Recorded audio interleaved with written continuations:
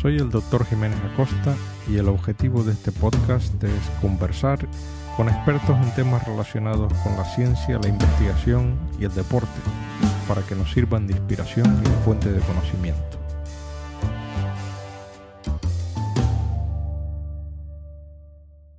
Luis, siempre les pregunto a los invitados sobre los inicios, ¿no?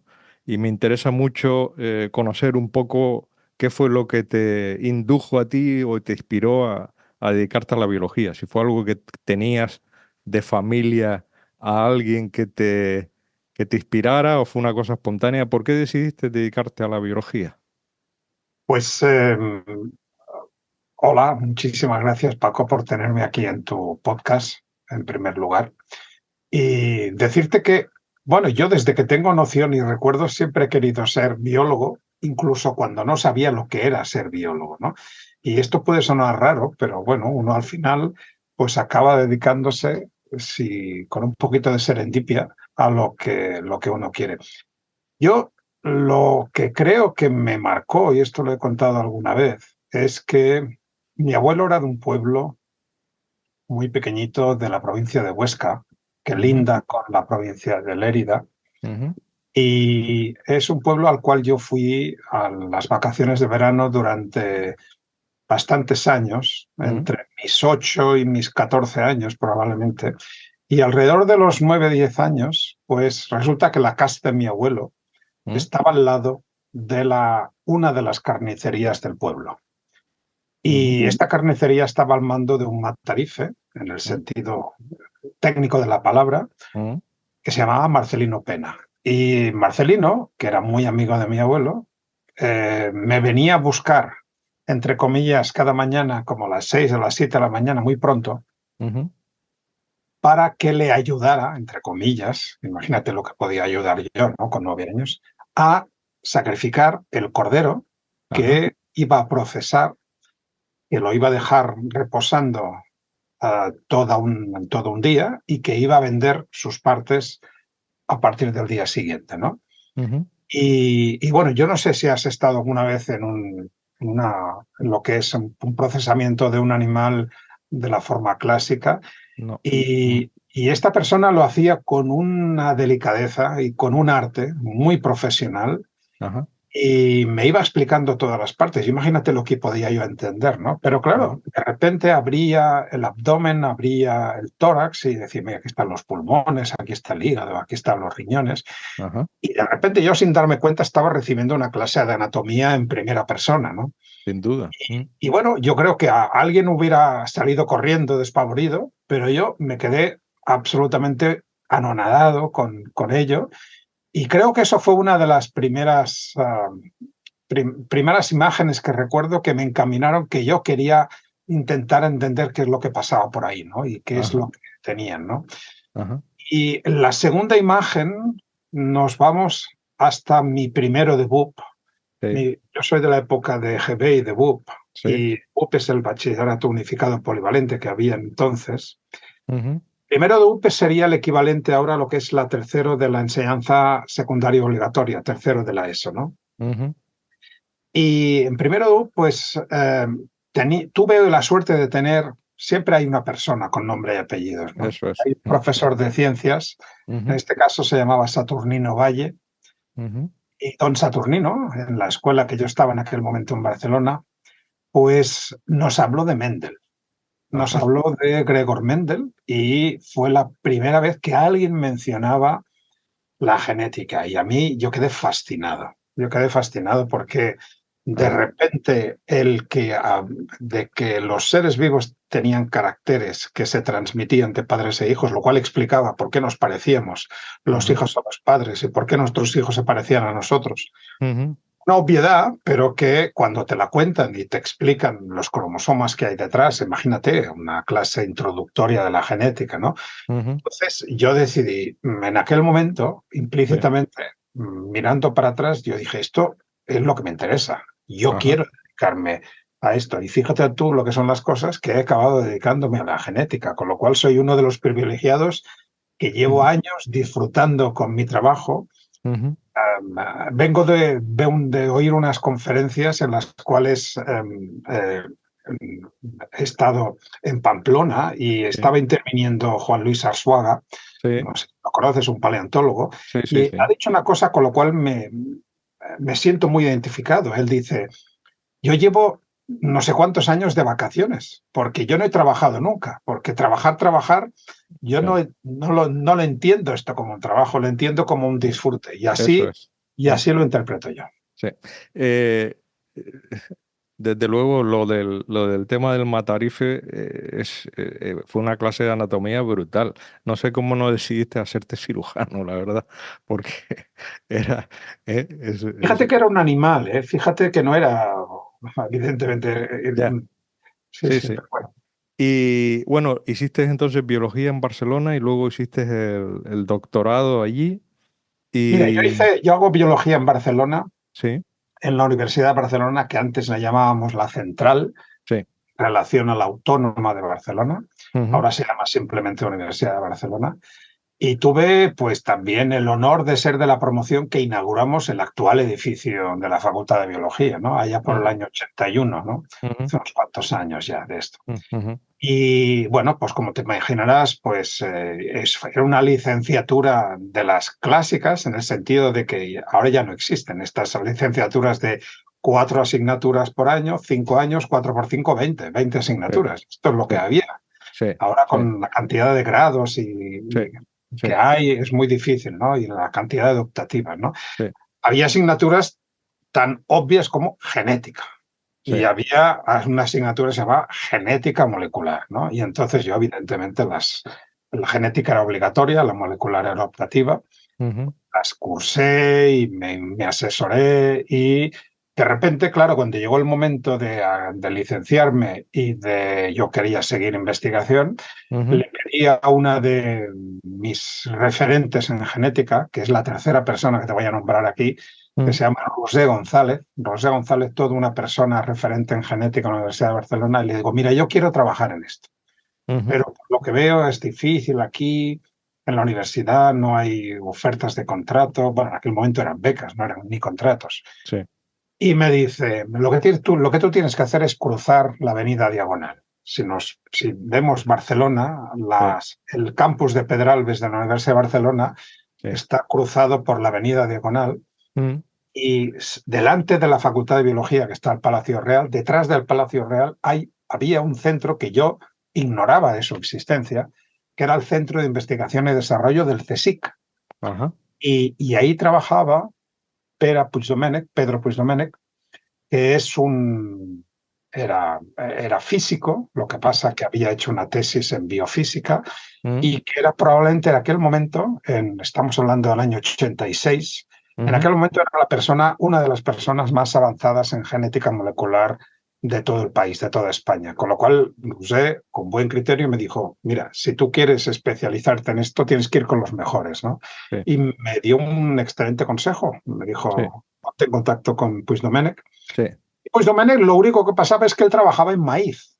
ajá, Y ajá, claro, imagínate, tú vas ahí con las ganas de curar enfermedades, de descubrir, y de repente alguien te dice, no, no, no, si aquí trabajamos en maíz, en mazorcas de maíz, ¿no? Entonces, ya, claro, la primera es como una media sorpresa, como diciendo, ya, entonces, pero bueno, inmediatamente dices, bueno, un momento, sea maíz, sea una persona, sea un ratón o sea una oveja, son, todos tienen son ADN, genes, claro, todos tienen genes, ¿no? Y sí, si sí, aquí sí, lo que quiero aprender es aprender a cómo se secuencian, a leer sí, las letras de los genes, a sí, sí, sí, modificarlas, sí. etcétera, pues te voy a decir que yo en los 4 años de tesis probablemente vi 2 veces un campo de maíz que bajamos a buscar un poco de muestras ¿Y porque el resto fue por, laboratorio. por qué el maíz? Porque yo tengo entendido que es la Arabidopsis thaliana la Sí, pero especie claro, del que sería el ratón en... absolutamente. Y tienes toda la razón. Que en estos momentos esto es así, pero en aquel momento, Ah, eh, era el en el maíz 80 el no, en el objeto de estudio. 86,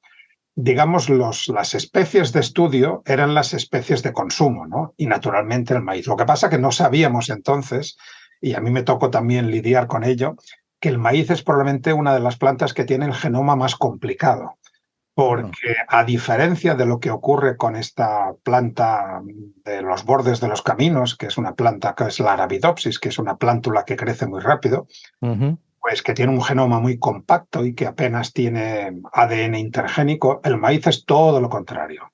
El maíz tiene un montón de secuencias aparentemente sin función, que Ujú, son las que están entre medio de los genes. Es el ujú, DNA, el ADN no codificante. Y luego, acuérdate que el maíz fue donde Barbara McClinton descubrió los genes saltarines, los transposones. ujú, Y el genoma del maíz está taladrado de transposones, que es como un motor evolutivo que ha permitido evolucionar mucho a esta planta, ¿no? El maíz viene del teosinte, que es un maíz ancestral cuya espiga, la mazorca del teosinte, apenas tenía una hilera de granitos, ¿no? Y ahora imagínate una mazorca que tiene como 15 a 20 centímetros con varias hileras de granos, ¿no? ujú. Todo eso es la evolución que nos ha llevado, ¿no? Y de Perdona, ahí, es que no quiero dejar el tema ese de los trasposones, aunque no. ¿Podrías explicarme lo que es? Que no lo sé. claro, claro, los transposones los descubrió en la década de los años 40 una investigadora, Barbara McClinton, que Ujú, tuvo muchos problemas para que le aceptaran en la comunidad científica. Primero por ser mujer, ujú, desgraciadamente esto era así, ujú, y ella es un ejemplo negativo de lo que tuvo que sufrir. Fíjate si fue así, que tuvo que esperar más de 40 años hasta el año 1983, ujú, cuando recibió casi el final, bueno, ya estaba ya al final de su carrera, recibió el Premio Nobel de Medicina. Y ujú, hasta el momento actual es ujú, la única mujer que ha recibido en solitario el Premio Nobel de Medicina.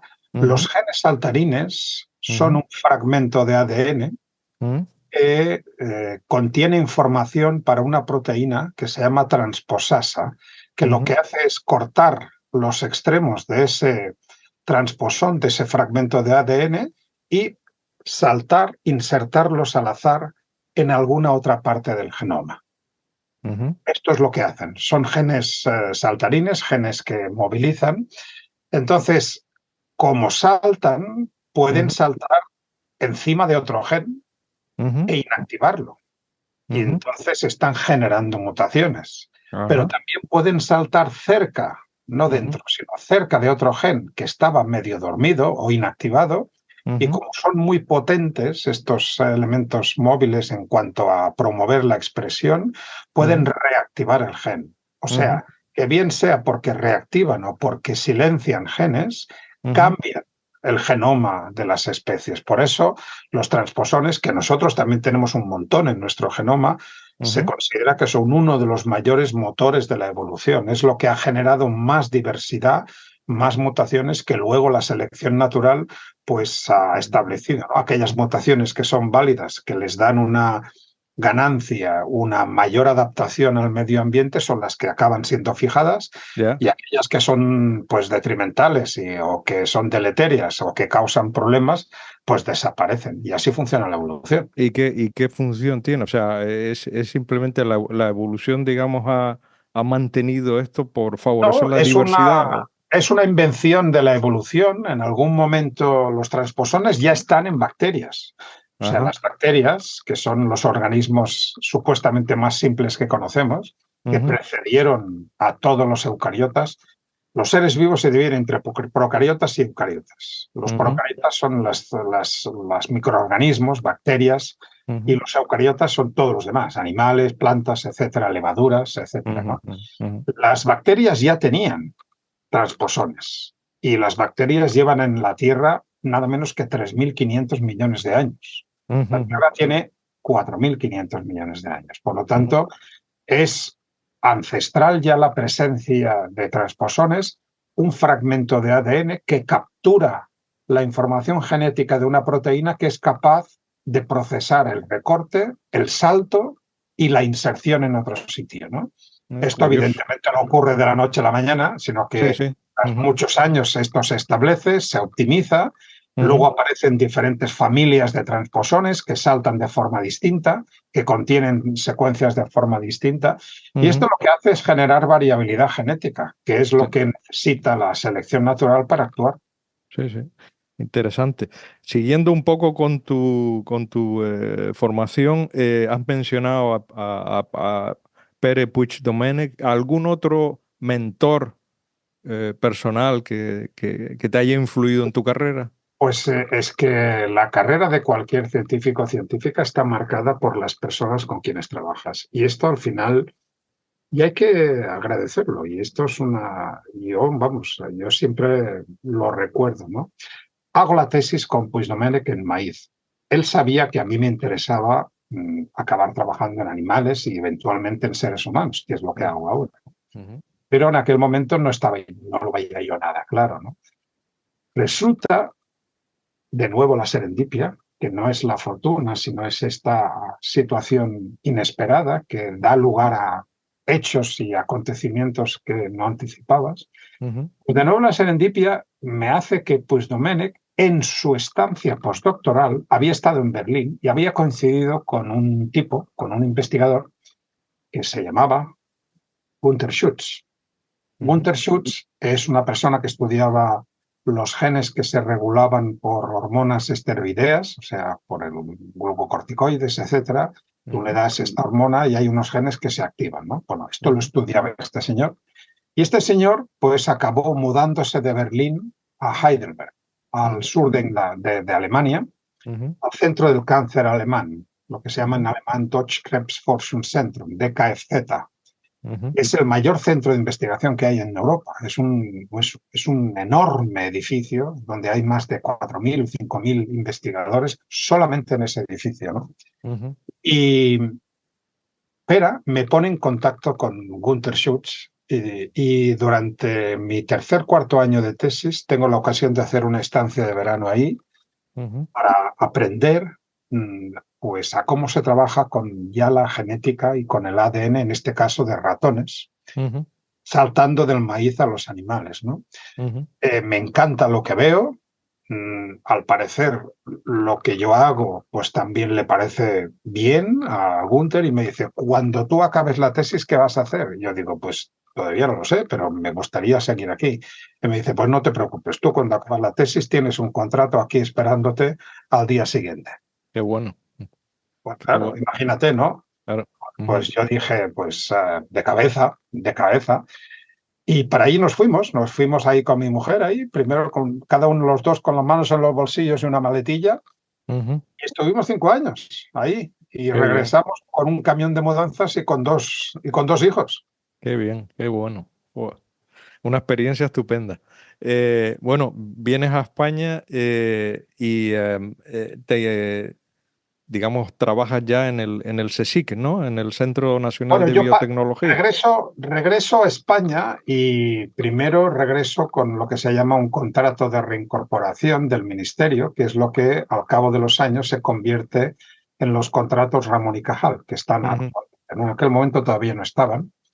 Regreso a España y paso un año y unos meses en la Universidad Autónoma de Barcelona sí. con la investigadora Fátima Bosch, desarrollando modelos animales para estudiar la diabetes. Ujú, Y durante un año y pico, pues estamos ahí haciendo modelos con la tecnología que yo había aprendido en Alemania de modificación genética, que es lo que acabo haciendo. La ujú, modificación genética ha sido una constante en mi vida, ¿no? Yo ok. durante la tesis acabo participando en la generación de las primeras plantas transgénicas de tabaco con genes de maíz que se hacen en España. Ujú, Y acabo trasladándome a Alemania, donde aprendo la tecnología de modificación genética en ratones. ujú, Es la que traigo a España, que es la que uso inicialmente en Barcelona. Me presento a unas oposiciones y acabo pues obteniendo la plaza de investigador en el CSIC, cuyo ujú, destino es ujú, el Centro Nacional de Biotecnología. Con lo cual, regresando de Alemania apenas un año y medio después, ujú, pues nos surge la posibilidad y a finales del 96 ujú. nos trasladamos aquí a Barcelona, a A Madrid, Madrid. Ujú. y bueno, establezco mi laboratorio en el Centro Nacional de Biotecnología y donde Eh, acabo de cumplir 27 años liderando el laboratorio.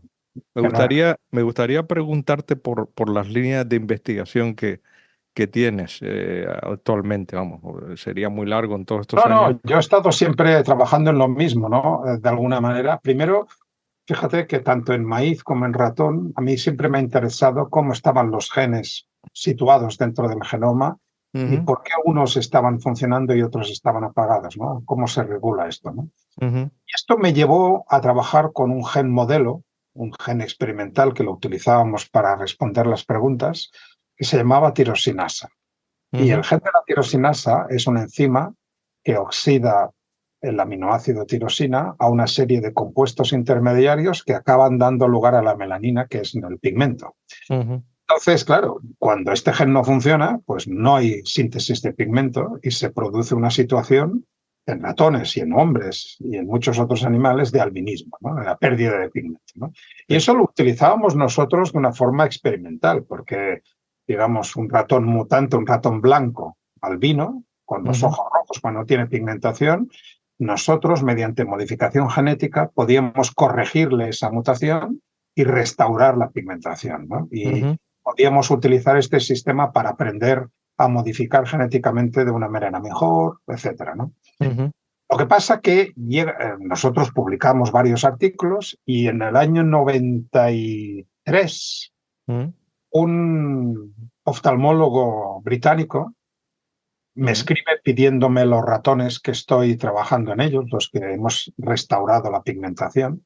ujú. Me dice, ¿te importaría enviármelos porque quiero investigar una parte de su visión? Dice, porque tú sabes, le dice él, porque Sí. tú sabes que estos ratones son ciegos, ¿no? Y digo, ¿qué me dices? ¿Qué me estás contando? No tenía ni idea. Claro, entonces descubro que Ya. el ratón que yo había estado utilizando simplemente como un modelo experimental, resulta que es un modelo animal de una condición genética poco frecuente, una enfermedad rara que afecta a los humanos, que Sí, es el albinismo. Y sí, descubro que hay otros genes. Y sí. entonces descubro, digo, caramba, entonces las personas con albinismo también tienen problemas de visión. Y bueno, se abre ante mí pues Claro. Un un abanico nuevo de tipo de proyectos posibilidades, claro. que es a lo que nos hemos dedicado desde entonces, ¿no? Llevamos más de 30 años trabajando en albinismo, intentando entender cómo se correlaciona esa pérdida de pigmentación con la pérdida de visión. Sí. Finalmente hemos llegado a la conclusión de que no tienen nada que ver. La pigmentación y la visión funcionan de forma distinta. Ujú, ¿Y qué es lo que les pasa a nivel anatómico y a nivel de desarrollo a las personas y a los animales con ujú. albinismo, que tienen una serie de alteraciones muy características de su sistema visual, que es lo que hemos estado estudiando, intentando ver cómo podemos restaurar o mejorar la visión de estas personas? Te iba a preguntar por los ratones estos. Cuando modificaba genéticamente el ratón y le salía el pelaje pigmentado, ¿la visión mejoraba? Bueno, entonces yo no me lo preguntaba esto porque sencillamente no sabía que estos ratones albinos tenían problemas de visión, no eran ciegos legales, que es lo que decimos ahora para las personas con albinismo. Esto quiere decir que tienen una agudeza visual inferior al 10%. Eso no lo sabía, pero precisamente gracias a que este británico oftalmólogo me contacta, empezamos a hacer experimentos con él que van encaminados a responder a esa pregunta y nos damos cuenta que efectivamente, pues esos ratones albinos tienen esas deficiencias en el sistema visual que desaparecen o se resuelven cuando yo reinstauro la pigmentación, ¿no? Por lo tanto, ahí, digamos, no solamente recupera la pigmentación cuando le doy una copia correcta del gen que estaba mutado, sino que recupero también la visión, ¿no? Y esto nos abre un campo enorme de trabajo en el cual todavía estamos. Cuando yo empecé había solamente 3 genes cuyas mutaciones daban lugar a otros tantos tipos de albinismo. Hoy en día hay 22 genes, hay 22 tipos de albinismo. Se ha complicado mucho la cosa. De Ujú, los 20.000 genes que tenemos, hay ujú. 22 que cuando mutamos dan lugar a diferentes tipos de albinismo. Y todos ellos tienen problemas visuales. No todos tienen problemas de pigmentación. Y dijiste que no tenía relación la pérdida de pigmentación con la pérdida de visión en el Pues mira, albinismo. esto fue uno de nuestros, si tú me lo permites, un Ujú. científico a lo largo de su vida puede aspirar a tener uno o ningún momento eureka. Bueno, yo te lo iba a preguntar luego. No, O sea, pero te lo adelanto, me lo ¿no? adelanto, Porque sí. sí, Porque, bueno, vamos a ver, yo no hay que ser presuntuoso ni... Cuando alguien te dice, yo he tenido 15 momentos eureka, mm, sí, desconfía, sí, desconfía, ¿no? está Porque claro. estos son muy raros, ¿no? Sí, El hecho de ser el primero en darte cuenta de algo que nadie jamás, nunca antes se ha dado cuenta, esto es un privilegio y ocurre pocas veces, ¿no? Y a entiendo. veces ocurre de forma, y de hecho casi siempre ocurre de forma inesperada. O al azar, o qué sé, sí, Y está sí, claro. la Sí, sí, serendipia, de sí, nuevo, sí, ¿no? sí, sí. En 2006, Mm, nosotros generamos un ratón modificado genéticamente con unas modificaciones encaminadas a responder esta cuestión. ¿Por qué la pérdida de pigmentación conlleva la pérdida de visión? Si es que esto es así. Y la respuesta que obtenemos nos dice que son dos procesos independientes. Durante la síntesis de la melanina, una de las moléculas intermediarias, estos son diferentes reacciones enzimáticas, una mm, detrás de otra, mm, una de las reacciones enzimáticas da lugar a una molécula que tiene nombre y apellidos y que la habremos oído y quienes nos escuchen, nos ven, lo recordarán. Se llama L-Dopa, la ujú, dihidroxifenilalanina. La L-Dopa, que es, por ejemplo, la sustancia que se les administra a los enfermos de Parkinson durante un tiempo, ¿no? ujú, Para intentar controlar pues, los síntomas del Parkinson, ¿no? Pues ujú, la misma L-Dopa resulta que está a medio camino entre la tirosina, que es el aminoácido, el inicio de la vía, y la melanina, que es el final de la vía, que es el pigmento, ¿no? ujú, Entonces, lo que no sabíamos, y eso lo que deducimos en 2006, pues imagínate, hace 18 años, fue que cuando cierras el grifo y cortas el gen de la tirosinasa, evidentemente no tienes el producto final, no mm, tienes melanina. Por eso tienes ratones albinos y mm, personas con albinismo. Pero ujú, lo que tampoco tienes es lo que está en medio.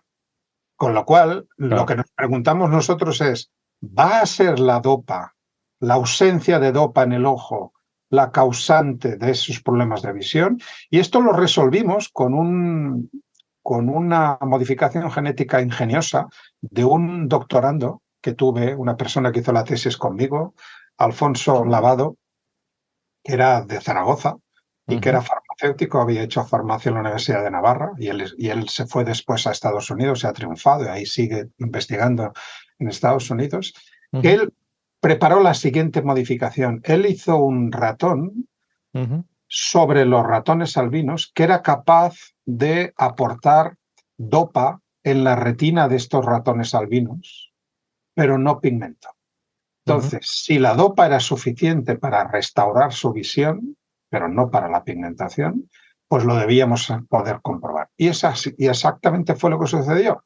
Nos dimos cuenta de que reintroduciendo dopa en el sistema visual en desarrollo de un ratoncito, ese ratón, inicialmente albino, que estaba condenado a tener problemas visuales, pues de repente recuperaba la visión ujú, sin necesidad de recuperar la pigmentación, con lo cual rompimos esa unión entre ujú, pigmentación. Y luego, con el paso de los años, lo que hemos visto cuando hemos diagnosticado, que es lo que hacemos como parte del trabajo que ahora hacemos desde la otra institución a la cual pertenezco, que es el Centro de Investigación Biomédica en Red en Enfermedades Raras del Instituto de Salud Carlos III, pues estamos ahí desde el año 2007, desde un año después, pues allí cuando hacemos diagnóstico genético nos damos cuenta de que hay personas que tienen una amplia gradación de pigmentación. No todas las personas con albinismo tienen el mismo aspecto.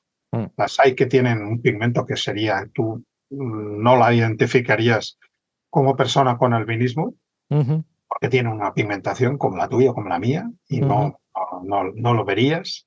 Pero en cambio tienen problemas de visión. Y ujú, entonces, durante algún tiempo, la gente pensó, bueno, pues si tienes más pigmento vas a ver mejor. Pues no. Ahí tenemos ejemplos de personas con una pigmentación casi normal y una visión pues casi nula, y ujú, al revés, personas albinas que no tienen pigmentación y que tienen un nivel de agudeza visual superior al 50%. ujú, Por lo tanto, lo que realmente era relevante, y ese ujú, fue nuestro momento eureka, pues fue que la solución no estaba en el producto final, sino sí, que no. estaba en el intermediario. Te quería preguntar, ¿es posible la traslación de ese de esa corrección del defecto a personas Claro, albinas. claro, por eso fue un momento eureka, ¿no? Porque no solamente este resolvió un problema que tenemos nosotros, sino lo que tenía todo el campo, ¿no? Y de Ujú. repente, gracias a nuestras investigaciones que publicamos en su momento, pues se lanzaron una serie de ensayos clínicos a los cuales se administraba dopa, que es una sustancia de la cual se conoce mucho en terapia y en ensayos clínicos. Se administraba dopa a personas con albinismo y se vio que en algunos casos, no en todos, se recuperaba la pigmentación y en algunos casos también se recuperaba algo de visión. Lo que pasa es que tal y como se hicieron los experimentos en su momento, que no se han repetido, y esto es algo que deberíamos considerar en un futuro, tal como se hicieron, se mezclaron personas con albinismo de diferente Es índole, diferente, ya, diferentes genes. Y eso ya, generó un ruido que hizo que las diferencias no fueran claro, estadísticamente significativas, ¿no? Es un claro, ensayo que claro, no fue claro, claro, concluyente, ¿no? claro, Yo creo que esto hay que retomarlo en algún momento claro. porque lo que sí hemos hecho es justamente en ratones y ahí sí que se restaura y se recupera, ¿no? Por Y lo tanto, me imagino que eso tendrá también mucho que ver en cuándo le administras la dopa. Si lo haces absolutamente, en periodos absolutamente. embrionarios, fetal, Claro, probablemente ahí lo cures, ¿no? Claro. lo ideal sería a poder administrar la dopa cuando hace falta, y hace falta cuando el embrión y el feto se está desarrollando. Pero normalmente los niños y niñas con albinismo, sobre todo los primeros, si ya hay una familia que tiene uno, el segundo ya no es una sorpresa, pero el primero siempre es una sorpresa. Los padres son portadores, ellos no se saben portadores de Entiendo, mutaciones y claro. pues por Mendel tienen un 25% de probabilidad en cada embarazo de tener un niño o una niña con albinismo, ¿no? Claro, cuando nace, digamos, para entendernos, ya está el pescado vendido Ya. porque ya se ha completado Bueno, el ojo sigue, la visión sigue desarrollándose hasta 2 años después de nacer, que Mm, son unas varias semanas en el ratón, 2 años en el hombre. Y gracias a esto, ujú. respondiendo a tu pregunta, hay un grupo inglés en Southampton, al sur de Inglaterra, que justamente está evaluando esto en un ensayo clínico y ha descubierto en ratones que hay una ventana de semanas después de nacimiento que equivaldría más o menos hasta los 2 años en humanos, en las cuales todavía se puede interactuar y restaurar y mejorar la visión. Pero una vez pasada esta ventana, Entiendo. Sí, digamos que eso es ya, por el momento, en estos momentos, en adultos es difícil claro, recuperar la visión. claro. Qué interesante. Luis, te quería preguntar, pues a mucha gente le va a interesar esto sobre la pigmentación del, de la persona negra. Eh, en el libro que me leí tuyo, que luego lo comentaré, que es un libro muy recomendable de divulgación, Genes de Colores, de hecho tienes un capítulo dedicado a eso, ¿no? Y mucha gente, pues no sabe que, por ejemplo, la piel de un negro o de un blanco tenemos el mismo número de células que fabrican el pigmento, que lo Claro, que, que lo esto que está se... lleno de paradojas, ¿no? Esto está lleno de paradojas. Este es un libro que es uno que me encantó escribir porque yo suelo presentarlo como un trampantojo de genética, ¿no? Usando esta palabra de los cocineros, ¿no? Que te engañan con un plato que parece un huevo frito, pero no es un huevo frito, ¿no? Es un trampantojo, ¿no? Pues este es un libro que parece un libro de genética, pero en el fondo es un libro que tiene un contenido humanístico muy importante, ¿no? El mensaje que yo quiero transmitir es Sí, que no nos tenemos que dejar llevar por las apariencias, ¿no? Una correcto. persona de piel oscura, una persona de piel clara, pues desgraciadamente a lo largo de la historia han sufrido unas discriminaciones y unos ataques brutales totalmente injustificados. Y ahora sabemos que genéticamente hablando, apenas son necesarios uno o dos genes para oscurecer la piel y solamente necesitamos un gen para clarificarla, ¿no? Sí. Entonces, ¿qué demonios vamos a hacer para anticipar diferencias que no existen entre personas que lo único que se diferencian es en el funcionamiento de uno o dos genes, por favor? O sea, Mm, nunca estuvo. justificado cualquier tipo de discriminación, pero es que tampoco desde la biología, tampoco desde la genética. Entonces, efectivamente, ¿no? Esto es una pregunta casi de trivial, ¿no? De pasapalabra, ¿no? Ujú, ¿Quién tiene más? Esto lo hago yo en mis seminarios, ¿no? Quien no se escuche ya, pues ya tendrá el spoiler, ¿no? ujú, Pero yo les pregunto, les pongo una fotografía de una persona de piel oscura y una persona de piel clara. ¿Cuál de ellos creéis que tiene más células pigmentarias, que se llaman melanocitos? ujú, Y como tú bien sabes, están en el fondo de la epidermis, en la comisura con la dermis, ¿no? ujú, ¿Quién tiene más melanocitos? Entonces, lógicamente, la gente dice, pues ya está, blanco y en botella. Pues las personas oscuras tienen que tener más. Pues no, ujú, tienen el mismo número. Lo único que son extraordinariamente más eficaces en transferir la melanina ujú. desde los melanocitos a las células de la piel, que vamos perdiendo por descamación, que son los queratinocitos. Correcto, sí, sí, Porque cuando tomamos el sol no nos ponemos sí, tostados, no nos ponemos morenos inmediato. sí. Pasan horas o días Ujú, hasta que no perdemos las capas superficiales de queratinocitos y los que se han cargado de melanina que vienen empujando desde abajo, pues llegan hasta la superficie. Y es cuando nos aparece el tostadito que tanto queremos aquí, ¿no? ujú, Pues eso es producto de que esos queratinocitos se han cargado de la ujú. melanina que les han fabricado los melanocitos. Con el mismo número de melanocitos, pero aumentando la tasa de transferencia, eres capaz de oscurecer la piel rápidamente. Y de hecho esto fue lo que ocurrió, lo que creemos que ocurrió con nuestros antepasados, ¿no? Los homínidos.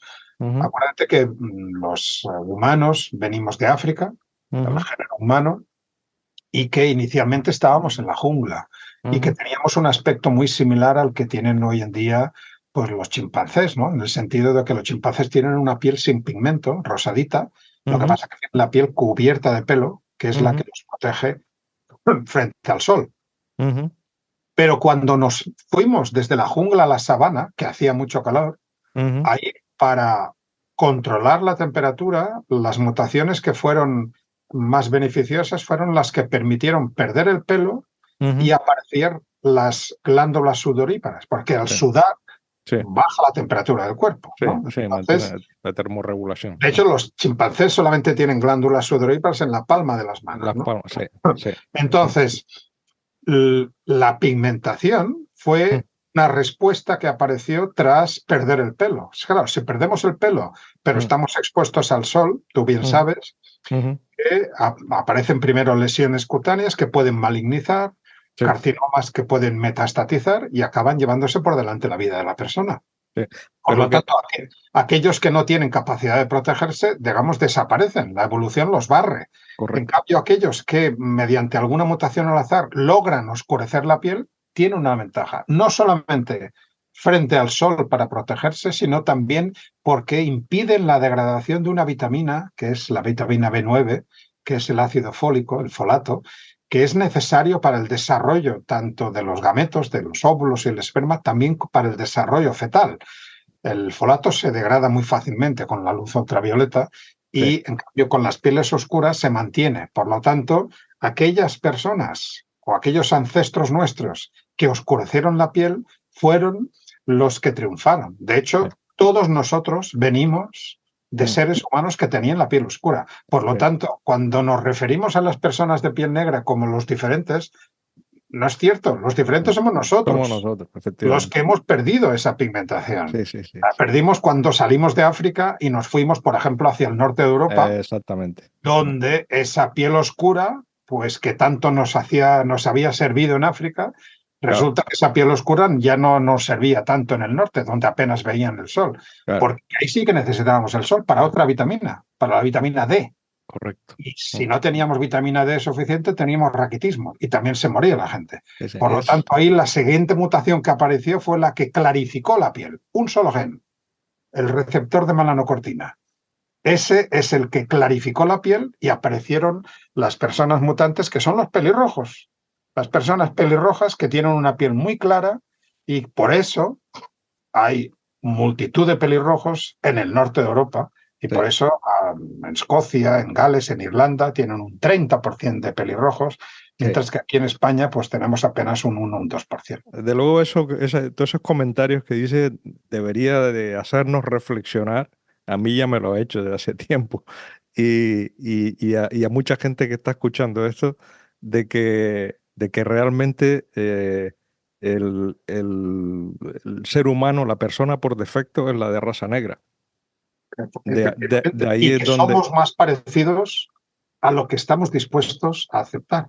Y Correcto. que hay genes y mutaciones muy escandalosas que cambian nuestro aspecto externo, pero que solamente son causa o son consecuencia de mutaciones en uno o dos genes, pero que en el resto de genes somos prácticamente similares al resto de Similares. personas, ¿no? Sí, sí, sí. Por eso Interesante. siempre repito, y en el libro es uno de los mensajes, que no hay razas en los seres No hay humanos. razón. Sí, Todos sí. pertenecemos a la misma especie, todos somos Homo sapiens, no hay razas. Eso es una palabra que Sí. hay que desechar del vocabulario. Sí.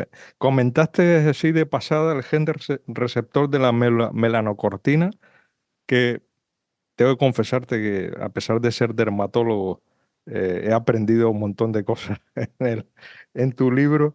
Eh, este es probablemente el gen más importante que hay dentro de esos 600 genes que dices que se describen de las pigmentaciones. Es El probable gen maestro. sí, el gen maestro, ¿no? Sí. Es el gen maestro. Fíjate, el receptor de la melanocortina es una especie de puerta de entrada que tienen las células pigmentarias y es un regulador del tipo de pigmento que somos capaces de hacer. Cuando este receptor está activado, la célula pigmentaria genera un pigmento oscuro, negruzco, que se llama eumelanina. Cuando este receptor está inactivo, está inhibido o no está porque está mutado, no es capaz de generar eumelanina y en cambio la célula pigmentaria tiene un programa por defecto que lo que hace es generar la feomelanina, que es el pigmento amarillento rojizo, que por cierto es el único que son capaces de hacer las personas pelirrojas. Por eso tienen ese color tan fascinante de pelo, ¿no? Pero ese color de pelo es secundario. Lo que realmente seleccionó la evolución fue la piel tan pálida que tienen las Ujú, personas pelirrojas. Lo que pasa es que junto a esa pérdida de pigmentación eumelánica, esa feomelanina, ujú, pues lo que hacen es que aparece ese color de pelo y aparece una bajada tremenda en la pigmentación en el iris, en los ojos, que ujú, hace que los veamos de color azul. Ya sabes que el color azul de los ojos, esto lo explico también en el libro, lo habrás visto, no ujú. existe, no tenemos un pigmento azul, ¿no? Esto es algo que sorprende mucho a la gente, que Claro. diciendo, caramba, pues yo estoy muy orgulloso de mis ojos azules y puedes seguir estándolo. La gente ve tus ojos de color azul, no son de color azul, porque ese color azul es producto de una interferencia física. La baja pigmentación hace que la mayor parte de longitudes de onda de lo que es el arco iris, del espectro lumínico, Ujú, son absorbidos y pasan, y los únicos que son reflejados, que son los que determinan el color de los objetos, un objeto es rojo porque absorbe todas las longitudes de onda menos el rojo, que es la que refleja, por eso es rojo. correcto. Pues en el caso de los ojos, la baja pigmentación, todo es absorbido menos las longitudes de onda de menor tamaño, que curiosamente, si nos acordamos del arco iris, empiezan ultravioleta, violeta, azul, verde.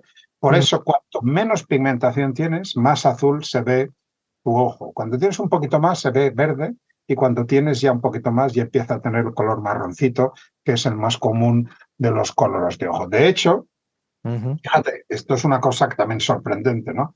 ¿Por qué el cielo es azul? Pues es azul por la misma razón. Si tú sales fuera al espacio, al exterior, el universo es negro, no tiene color. Ujú, Pero el cielo es azul porque en el cielo, a pesar de que lo vemos limpio, hay multitud de moléculas flotando que lo ujú, que hacen es el mismo papel que la baja pigmentación en el iris, y lo que ujú. hacen es absorber toda la radiación y reflejar la Azul. de menor longitud de onda, que es la del rango del azul. Ujú. Eh, Luis, quería seguir un poquito hablando de otro tema, que es sobre la pigmentación del folículo, la pigmentación del pelo. Eh, mm, Vamos a ver, te quería hacer una pregunta concreta. Cuando se pierde la pigmentación, las canas, ¿no? eh, ¿tú crees que se debe a la aparición de células, o sea, que los melanocitos entran en senescencia? Eh, Bueno, vamos por o, partes. sí.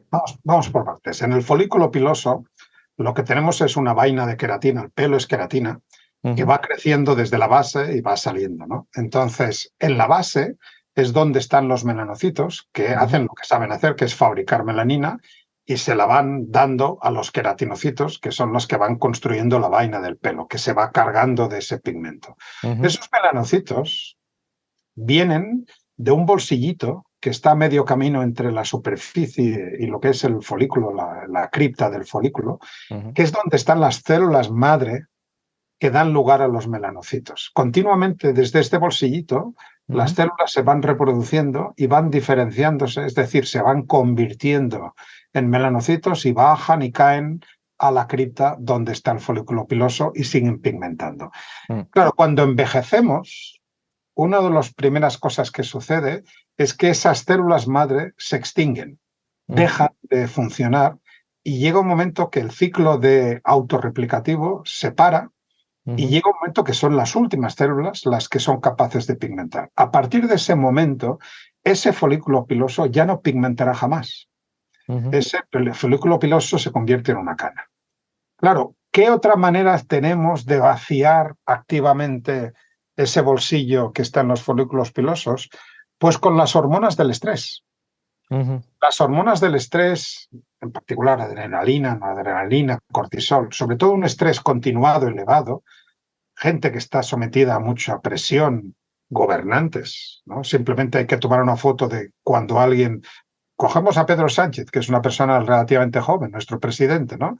Cuando tomó las riendas del gobierno, y ahora si lo miramos, veremos que tiene más canas de las que uno podría pensar. Evidentemente es más viejo y le correspondería un cierto proceso de encanecimiento, pero tiene más de las que le corresponderían.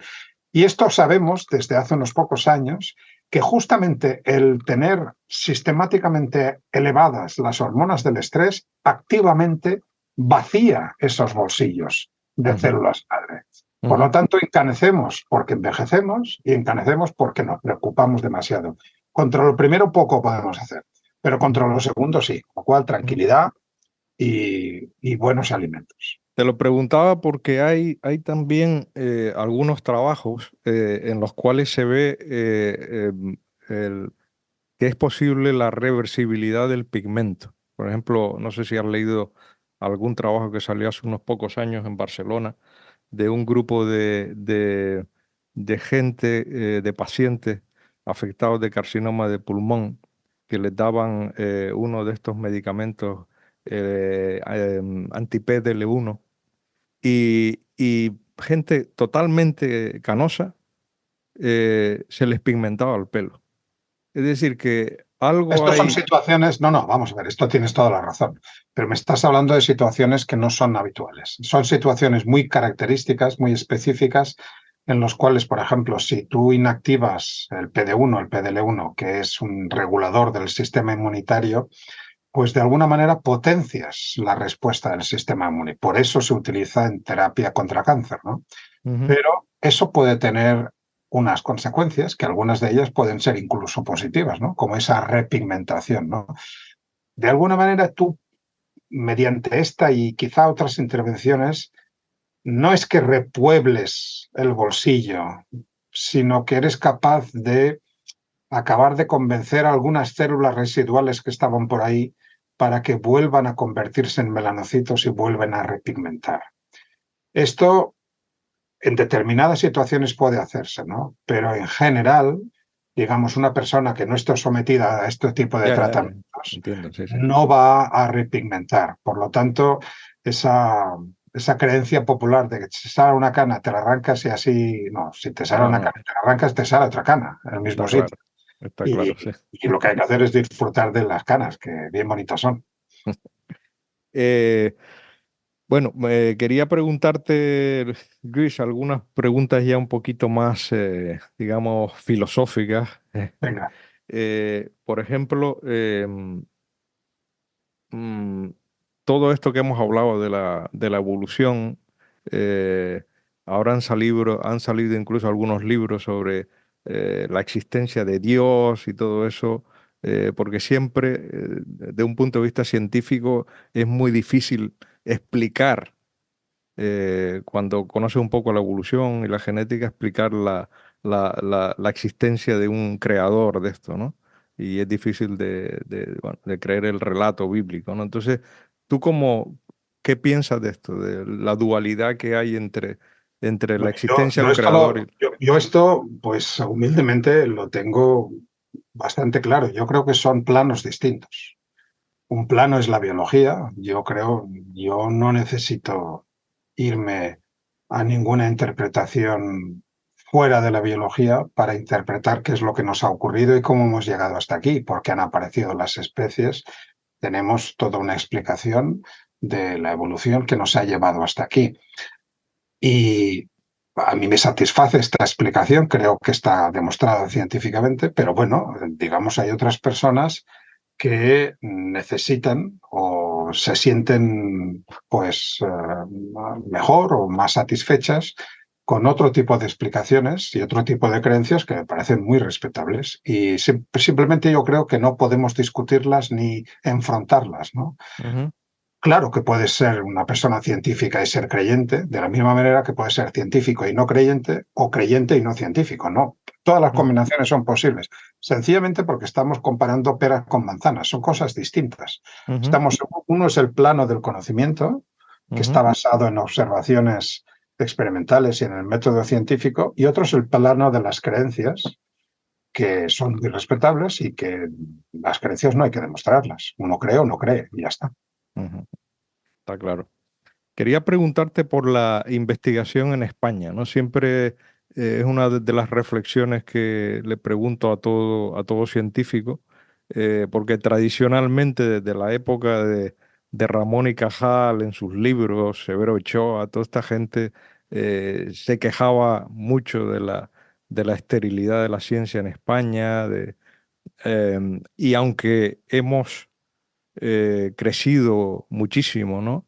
En España, y realmente no falta talento científico en España. Seguimos pues por detrás de los países nórdicos, de los países centroeuropeos o anglosajones, ¿no? En ciencia, ¿no? ¿Qué, qué crees tú sobre la investigación en España? ¿Qué defectos tienes y cómo crees que podemos mejorarla? Bueno, si tuviera la receta, ya se la habría contado al ministro o ministra del ramo, pero, pero vamos a ver por partes. Para empezar, en España ni somos más tontos ni más inteligentes que ningún otro país. Por lo tanto, las buenas ideas ocurren en todos los sitios. Ujú, Luego se tiende a pensar, tú acabas de referirte a los países nórdicos, ¿no?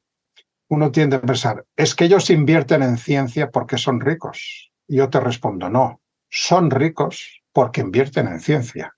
Es la contraria lo que es correcto. cierto, ¿no? Mm, Eso es creerse de verdad que la apuesta por la investigación y desarrollo, la apuesta por I+D, es lo que realmente es el motor de innovación de un país. Si no nos lo creemos, y siento decirte que la historia me remite, aquí no nos lo hemos creído, nuestros gobernantes, claro que han apostado, claro que han, pero no nos lo hemos acabado de creer, porque si no, no se entiende que llevemos tantos años para llegar a un exiguo 2% del Producto Interior Bruto dedicado a la investigación y al desarrollo. No estamos un poquito más allá del medio camino, uno y pico, ujú, pero un 2%. Pero es que nosotros queremos llegar al 2% cuando la mediana o la media de los países europeos está mucho más elevada. Y hay países que invierten porcentajes de 2 cifras de su ujú, Producto Interior Bruto. Claro, ahí es imposible competir. claro. Pero dicho esto, vuelvo al inicio y te digo que hay multitud de ejemplos que nos demuestran que en España somos capaces de descubrir pues, elementos o invenciones o hallazgos que cambian la ciencia, ¿no? Y uno de los ejemplos relativamente más recientes son justamente las herramientas CRISPR de edición genética, Correcto. que son las que permiten cambiar a voluntad cualquier letra de nuestro genoma y de cualquier genoma de cualquier organismo, ¿no? Ujú, Estas se habrán hecho y se habrán descubierto y hay muchísimas aplicaciones por todo el mundo, pero estas empezaron en Alicante, en Sí. la Universidad de Alicante, gracias a un microbiólogo, Francisco Juan Martínez Mojica, que sin apenas fondos, sin apenas dinero, simplemente con su pensamiento y con su inteligencia y su perseverancia, su tozudez, porque mira que no lo tuvo nada fácil, porque nadie le creía, Ujú. descubrió un sistema por el cual las bacterias se defienden de los virus que las infectan. Y ese sistema, que lo describió como un sistema de defensa, fue el que años más tarde otras investigadoras, en particular Emmanuelle Charpentier y Jennifer Doudna, que acabaron recibiendo el Premio Nobel de Química por ello, basándose en las observaciones de Francis Mojica, Ujú. acabaron leyendo estas herramientas fuera de contexto y diciendo, ah, caramba, es que las podemos convertir en una herramienta de edición genética. Y esto ha cambiado el mundo.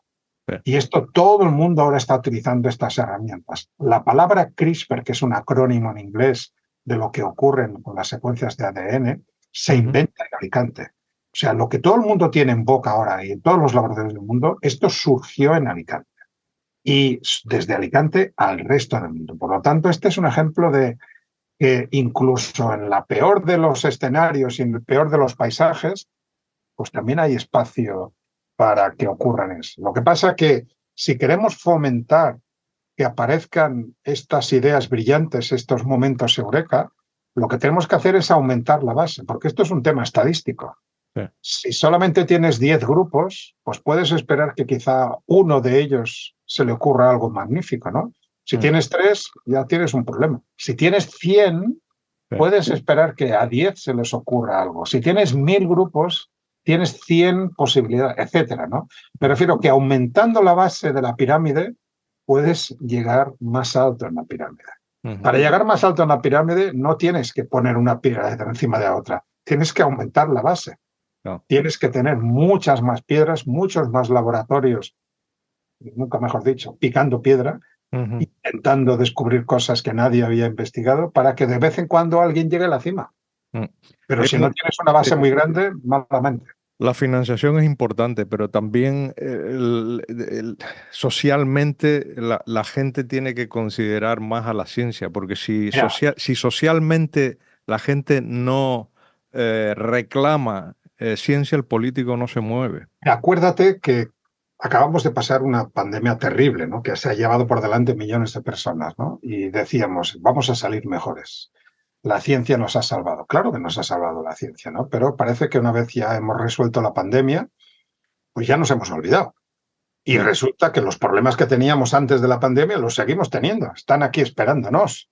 Ujú. Las personas que necesitaban terapias de enfermedades raras, que tuvieron que aguantarse porque no recibieron la misma atención durante la pandemia, porque todo el Sistema Nacional de Salud o la gran parte del Sistema Nacional de Salud se puso a resolver ese problema grande, pues vuelven a estar ahí.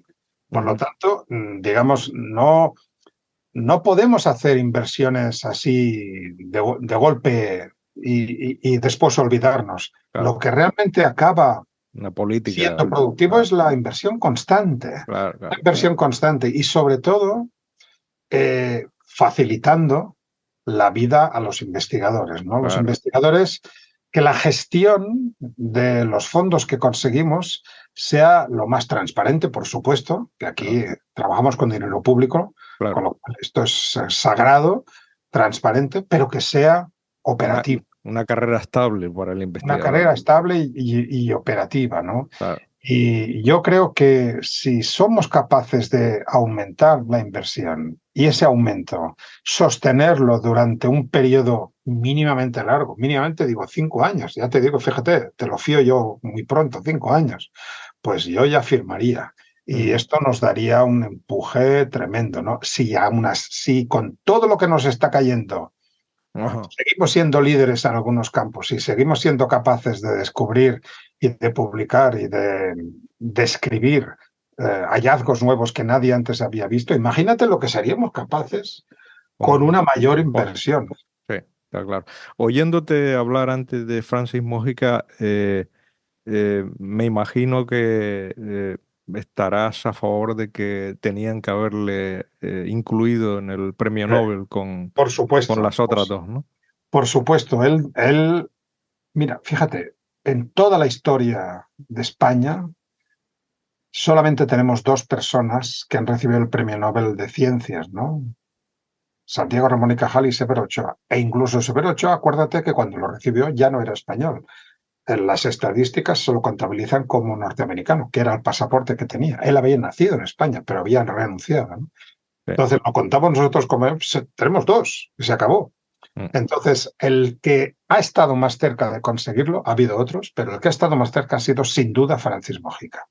ujú, Y esto se falló en 2020. Sabes que las actas de la Academia Sueca de Ciencias son confidenciales durante 50 años. ujú, Esto quiere decir que quien esté por aquí en 2070, me temo que tú y que yo nos lo van a tener que explicar, mm. quien esté en 2070 podrá saber por qué se premió solamente a estas dos investigadoras, que está totalmente Hombre, merecido y totalmente justificado. justificado, claro que sí. Mi interpretación, que puede ser totalmente errónea porque es especulativa, no tengo datos, nadie tiene datos, mi interpretación, después de conocer el campo, etcétera, es que más allá del trabajo de Francis, el de las dos investigadoras, había pues una decena de otros investigadores e investigadoras que también merecían ser nombrados, ¿no? Y entonces yo creo que la Academia Sueca llegó a la conclusión de que estas dos investigadoras suscitaban el acuerdo en todos los lugares del mundo. Para el tercero o tercera posición había muchas personas posibles, entre ellas Francis. Pero meter a uno era desmerecer a los demás. Y Claro. entonces la opción probablemente menos problemática que optaron fue decir, bueno, pues no vamos a incluir un tercero y Sí, así seguro que no nos equivocamos, ¿no? sí, sí, sí. Bueno, es una decisión discutible si es Sí, que sí. fue realmente así, pero es probablemente Probablemente esto, es eso. Sí, es lo más lógico. Hay que decirle a la gente que el máximo de premiados en cada Nobel son tres. O sea, no se puede la otra premiar cosa que más. hay que decirle a la gente es que esto es un premio muy profesionalizado. Es decir, que esto no es tan sencillo como yo descubro algo y y por ciencia infusa y por el Espíritu Santo me dan el premio Nobel. No. Hay toda una campaña de lobby, lobby en el sentido positivo del término en inglés, que es de apoyo, Ujú. tiene que organizarse desde el país de origen y desde otros muchos países, ¿no? Hay todo un montón de instituciones que se tienen que poner de acuerdo y decirle a la Academia Sueca de Ciencias, esta es la persona a quien tienes que premiar, esta es la persona que ha hecho. Si no eres capaz de organizar un buen equipo de lobby, y esto los países anglosajones lo saben hacer de maravilla, y nosotros no lo sabemos hacer, hay que aceptarlo.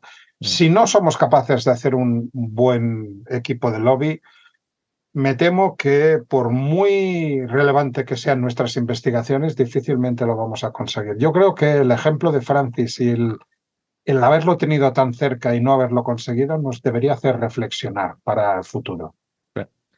Luis, un consejo para un joven investigador que está pensando dedicarse a la investigación, un licenciado en cualquier área científica, matemática, física o biología, y que está pensando en dedicarse a la investigación. ¿Qué le dirías? ¿Qué aptitudes crees tú que debe tener el investigador? Pero una Eh, persona que se dedica a la ciencia tiene que ser una persona por definición curiosa y tiene que ser una persona que se haga preguntas. Y tiene que ser una persona que lo que intente sea explicar no todo el mundo que nos rodea, sino una parcela de ese mundo que nos rodea, ¿no? Hay muchísimas cosas que todavía no entendemos, ¿no? Si realmente alguien está motivado por intentar entenderlas. De hecho, cuando hablábamos antes del momento eureka, ¿no? Que yo te decía, en la vida de un científico hay uno o ninguno, ¿no? Algunos pueden tener dos, ¿no? Pero uno o ninguno, ¿no? Eso, digamos, hay que tenerlo claro, ¿no? Si uno se mete en esto por decir, yo quiero meterme en esto porque quiero ganar el premio Nobel, ahí difícilmente, ¿no? Hay que disfrutar del camino. Y el camino a veces pues implica equivocarse muchas veces. En el método científico tú haces una propuesta, crees que la explicación de un hecho es algo, haces el experimento para demostrar o contrarrestar esa hipótesis y si estás en lo cierto, adelante, pero si no, tienes que cambiar la hipótesis. Eso le llamamos el método científico. Y Claro. esto implica que muchas veces tú te vas a equivocar, pero esto es normal. Durante la Ujú. pandemia, que me llamaban mucho los periodistas, y yo, claro, yo era sincero y transparente, les contaba lo que estábamos haciendo, me llamaban a las 2 semanas y les decía, pues mira, esto que os conté hace 2 semanas, que se nos ocurrió, pues no funciona. ¿Pero cómo que no funciona? Pero como diciendo, si tú eres científico, a ti todo te tiene que salir. Digo, no, Claro, perdóname, esto no es así. claro. Cuando hacemos radiamos el minuto y el resultado como si fuera un partido de fútbol, pues nos estamos dando cuenta de que la vida de una persona de ciencia pues es equivocarse y de vez en cuando encontramos el buen camino y esto nos permite dar un salto al siguiente nivel y Ujú, seguimos avanzando, ¿no? ujú. Y una persona curiosa, una persona que se haga preguntas y una persona que disfrute intentando entender el mundo que nos rodea. Si tienes estas tres características, te lo vas a pasar bien y vas a poder contribuir en ciencia. Mm. Luis, quería preguntarte ya para ir acabando sobre tus aficiones. O sea, ¿qué haces fuera, digamos, de la parte? Porque todos nosotros, todos los científicos tienen también una parte fuera de la ciencia, hobbies, algo por tu espíritu de curiosidad, que te entusiasme hacer. ¿Cuáles son tus aficiones? Yo tengo dos aficiones que intento cultivarlas tanto como sea. Pues, en primer lugar, la música. Me encanta la música. Ujú. Desde hace muchos años aprendí a tocar la flauta travesera y Ah, qué bueno. siempre que puedo toco. Y eso es una. Pero la otra afición que tengo, a mí me apasiona escribir. Ajá. Hay gente que le gusta jugar al fútbol o tocar la guitarra. Pues a mí me gusta escribir. Yo disfruto leyendo y escribiendo. Y bueno, pues a mí una tarde de domingo escribiendo 10 20 páginas, pues para mí es una tarde magistral, ¿no? Alguien pensará, esto es el aburrimiento sumo, ¿no? Bueno, pues, cada uno es cada uno. Sí, no, y tengo que recomendar varios libros tuyos porque son muy buenos. Aparte del que hemos comentado de Genes de Colores, hay uno que me voy a comprar y que quiero leerme, que es el de Editando Genes. Pues El entre recorte, otras cosas porque todos, vamos, yo, claro, soy un clínico y esta parte, lo que he leído es muy superficial y quisiera leerme un libro de divulgación que me entretenga. Ese me lo voy a leer también. Y claro, después pues por también, ejemplo, ese de Editando Genes, recorta, pega y colorea, mm, ese lo escribí cuando conocí a Francis y dije, esto la gente tiene que conocer. O sea, es un libro en el cual encadeno historias humanas, en el cual le explico a la gente que las cosas no ocurren por azar, sino que hay una persona detrás de cada uno de estos descubrimientos y ajá, una persona que ha tenido que enfrentarse a problemas y que a veces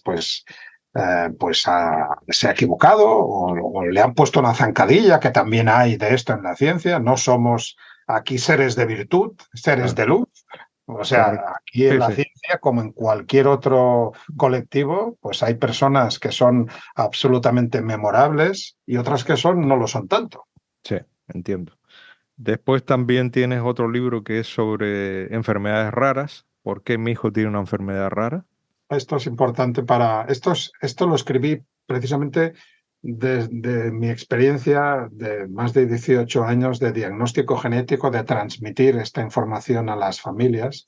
Ujú. Y te das cuenta de que los papás y mamás, pues de niños con alguna enfermedad rara, al final tienen las mismas preguntas, ¿no? Y la primera que siempre ocurre, ¿esto es mi culpa? ¿O es la culpa de mi marido o de mi Ya, mujer? ya, ¿O es la culpa de los dos? ya.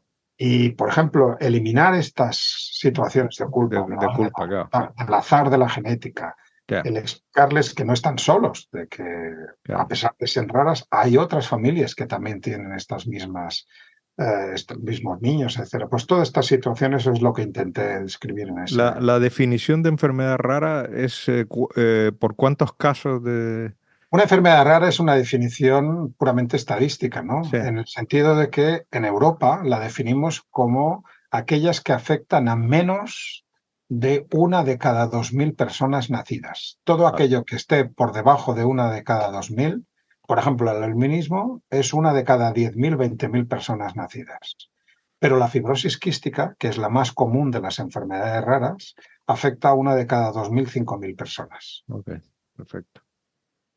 Em, bueno, y después también tienes otro libro sobre el albinismo, que también es un libro de divulgación que sabemos del albinismo de las editoriales esta del CSIC, que trae un montón de libros que son buenísimos. La serie Eh, que sabemos de esto es una buena idea del CSIC, sí, que nos a ha mí me lo parece. involucrado a muchos. El Sí, CSIC es el mayor organismo de investigación que tenemos en nuestro país. Y claro, ahí pertenecemos al CSIC gente pues, que tenemos muy diversos intereses, ¿no? sí, sí. De ahí he sacado yo un montón de invitados Pues es de que, esa colección. claro, porque son libritos que son muy fáciles de leer, son pequeñitos y te los puedes leer de una tacada en 1 o 2 días. Ujú. Y no te van a resolver todas las dudas, pero te van a permitir explicar o entender el tema del cual traten, ¿no? Científicos que admires, bueno, ya has mencionado a Francis Mójica y a tus mentores y tal, pero hay alguien más que Bueno, yo he admirado, antes te la he mencionado, Barbara McClinton Barbara es McClinton, como sí. investigadora por descubrir de la nada los genes saltarines, porque una vez te lo explican, pero ¿cómo descubres algo que ni tan siquiera sabías que existía, ¿no? O sea, Claro. esto me parece a mí fenomenal. Barbara McClinton es una de las personas que admiro, ¿no? Y otra persona que admiro, también premio Nobel, es Sidney Brenner. Sidney Brenner, sí. Sidney Brenner fue, entre otras cosas, Sí. fue el que nada menos descubrió el ARN, la molécula que hay entre el ADN y las proteínas, ¿no? El ARN, que es el que nos han dado en el hombro con la Ah, pues vacuna yo contra la pensaba que eso estaba descubierto desde No, la no, no, época de no. Francis Crick y antes No, de... no. Francis Crick descubrió el ADN, la Ujú. doble hélice, pero Sí. la molécula que se transcribe del genoma y lleva la información genética fuera del núcleo en la célula para que se pueda producir la proteína, esa molécula es el ARN mensajero. Sí. Eso lo descubrió Sidney Brenner. Ujú. Y entre otras muchas cosas. Luego hizo otras muchas aportaciones. Era un tipo genial que visitó España en varias ocasiones y Muy tuve creativo, ¿no? Muy creativo, porque Bueno, realmente fue muy creativo porque incluso se le ocurrieron pues diversos nuevos modelos animales, Ujú. modelos experimentales para estudiar, como el pez globo, el pez globo japonés, ¿no? Que es un pez que sería el equivalente de la Arabidopsis en animales. Arabidopsis te decía antes que tiene el genoma muy compacto, apenas tiene ADN intergénico, ¿no? Pues lo Ujú. mismo le ocurre al pez globo, ¿no? Y esto se le ocurrió a Sidney Brenner, entre otras cosas. ¿Algunos libros que recomiendes, así para libros que te hayan inspirado? Yo siempre, si me permite, hay dos que recomiendo. Uno es el clásico de Ramón y Cajal, Ese eh, es el el, que te el- estaba buscando. el de consejos y Sí, para... sí, los diálogos de la voluntad, ¿no? Ese, Ese, sí, ese es fantástico, ¿no? pues mira, ese es el libro que te iba a mencionar y además es un libro que suelo regalar a mis doctorandos cuando acaban la tesis, porque, bueno, es un libro que tiene partes que hay que entender que esto se escribió a principios del siglo Del siglo pasado. XX. Claro, Entonces hay partes que en estos momentos nos chirrían y no encajan, ¿no? Pero en su mayor parte es un sí, libro fenomenal. Es un fantástico. libro fenomenal. Sí. Entonces, hay dos libros más que me han influido y que también me han gustado mucho y por diferentes razones, ¿no? Te he nombrado a Sidney Brenner. Sidney Brenner escribió al final de su vida Ujú. un libro que se llama My Life in Science, Mi vida en ciencia, ¿no? Un librito muy pequeñito, ¿no? Que condensado tiene un montón de vivencias y de recuerdos de lo que es la vida de un investigador, ¿no? Ujú. Y Qué bueno. luego, porque para demostrar que en la vida de los científicos, o también hay científicos que pueden ser no solamente brillantes, sino también malvados, siempre tiene que haber un malvado en toda buena historia. James Watson escribió La doble hélice, la Sí, doble hélice. Y sí, ahí es sí. un libro que no deja palos, o sea, se repasa a todos sus colegas de arriba Ujú. abajo, Ujú. los ridiculiza, los humilla en algunos casos, hace desdén de algunos de ellos. En Ujú. fin, que ese es un libro que ilustra que también puede haber malvados en ciencia, ¿no? Además de que describe de una manera muy particular y muy sesgada su parte de la historia de cómo se descubrió la molécula del ADN, por la cual, junto con Francis Crick, recibieron el premio Nobel. No sé si has leído este libro de López Otín, La vida en cuatro letras. Sí. Me No parece lo un he leído, libro, pero sé que me Carlos me es una parece, persona admirable. Y me aparte parece escribe también muy bien. un libro fantástico ese. Sí, sí, sí. Carlos Pu- es estupendo. Pues Luis, ya no te robo más de tu precioso Un tiempo. placer. Un placer ha Muchas sido hablar contigo, Paco. gracias, gracias, gracias por esta conversación tan interesante y de verdad te deseo lo mejor en tus investigaciones, en tu grupo de investigación y deseando leer futuras obras que publiques de divulgación, porque, bueno, eres un divulgador estupendo y te animo a que sigas con ello, porque realmente pienso que haces una labor encomiable y que tiene mucho que ver con lo que hemos hablado antes de manifestar a la sociedad la importancia de la ciencia, ¿no? Pero De verdad, fíjate, te Paco, doy ay, Paco, la enhorabuena por muchas todo lo que gracias, has hecho. Paco. Fíjate, déjame terminar con una frase que a mí siempre me gusta decirla. La ciencia que no se cuenta, no cuenta. Correcto. Y eso es lo que tenemos que hacer. Muchas gracias, Paco. Gracias. Como conclusiones de este episodio, yo destacaría lo siguiente. En primer lugar, he aprendido algo que no sabía, que es qué son los transposones, llamados también genes saltarines. Al parecer, los transposones son genes que codifican una proteína que se llama transposasa, que corta un fragmento de ADN y lo inserta al azar en otra parte del genoma. Como consecuencia, estos genes saltarines pueden producir y generar mutaciones y también pueden activar o inactivar otros genes, de tal manera que se considera que estos transposones son uno de los mayores motores de la evolución. Fue descubierto en el genoma del maíz por la científica estadounidense y luego premio Nobel Barbara McClintock. En segundo lugar, hablando sobre uno de los temas favoritos de investigación del doctor Montoliu, el albinismo, es interesante destacar que es una enfermedad donde hay una pérdida de pigmento y también una importante pérdida de visión, que es lo que normalmente se desconoce. Actualmente existen 22 genes cuyas mutaciones pueden producir diferentes tipos clínicos de albinismo. Y al parecer no todos tienen problemas visuales, todos tienen problemas visuales, pero no todos las personas con albinismo tienen problemas en la pigmentación. Es interesante también destacar, como investigación propia del doctor Montoliu y su grupo, que descubrieron que no hay correlación entre la pérdida de visión con la pérdida del pigmento y que la pérdida de visión se debe fundamentalmente a la sustancia L-Dopa y no se debe al déficit de melanina, que es lo que causa la falta del pigmento en la piel. En tercer lugar, quería hacer una reflexión que decía el doctor Montoliu que tanto las personas de piel oscura, de piel negra, como las personas de piel blanca, todos tenemos el mismo número de células pigmentarias, que son los melanocitos. La única diferencia es que la transferencia de pigmento a la piel es mucho mayor en los pacientes de piel oscura. Pero el tener la piel clara o oscura se debe simplemente a la mutación de uno o de dos genes. Desde el punto de vista evolutivo es interesante hacer hincapié en que todos venimos de ancestros de piel oscura, que es la piel, digamos, más primitiva. Por tanto, debemos de desterrar estas ideas racistas y no deberían existir realmente diferencias raciales. Todos pertenecemos a la misma especie y todos tenemos muy pocas diferencias genéticas. Por último, quería comentar lo interesante que es este gen de la melanocortina, porque es el gen fundamental que realmente regula la pigmentación.